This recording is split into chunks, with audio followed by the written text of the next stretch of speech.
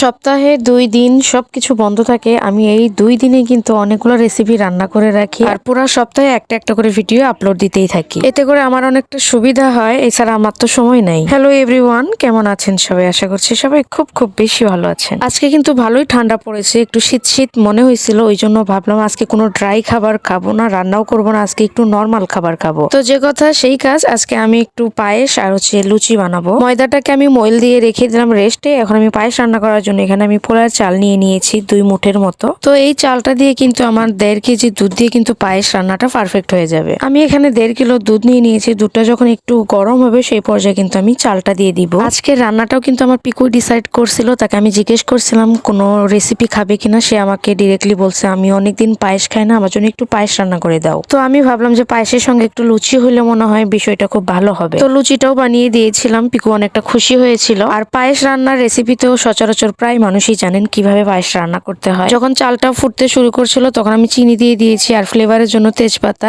এলাচ দিয়ে দিয়েছিলাম, আর এখন কিছুটা কিশমিশও দিয়ে দিলাম। কিশমিশ ছাড়া পায়েসের যে একটা কম্বিনেশন সেটা কিন্তু পুরোপুরি ভাবে জমে না। তো কথা বলতে বলতে কিন্তু আমার পায়েসটা হয়ে গিয়েছে, নামিয়ে নিলাম। উপর দিয়ে আমি আরো কিছু কিশমিশ ছড়িয়ে দিলাম। তো পায়েসটাকে আমি একটা সাইডে রেখে দিলাম ঠান্ডা হওয়ার জন্য। এখন আমি লুচিগুলো বেলে নিব। তো লুচি বেলে নেওয়ার জন্য আমি লেচি কেটে নিব ছোট ছোট করে। তো লেচিগুলো কেটে নেওয়া হয়ে গেল, এক এক করে আমি সবগুলো লেচি কেটে নিয়েছি। এখন লেচিগুলোকে বেলে নিব। আর যখন আমি বেলতেছিলাম পিকু বলতেছিল এটা তো বেলপুরির মতো সাইজ হয়েছে।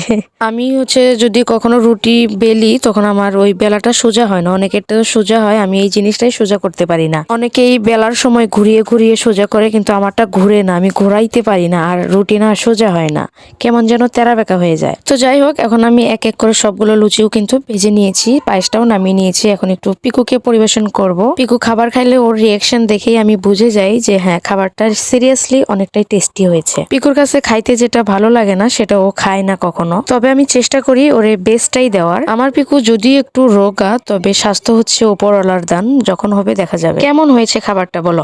ফাটাফাটি।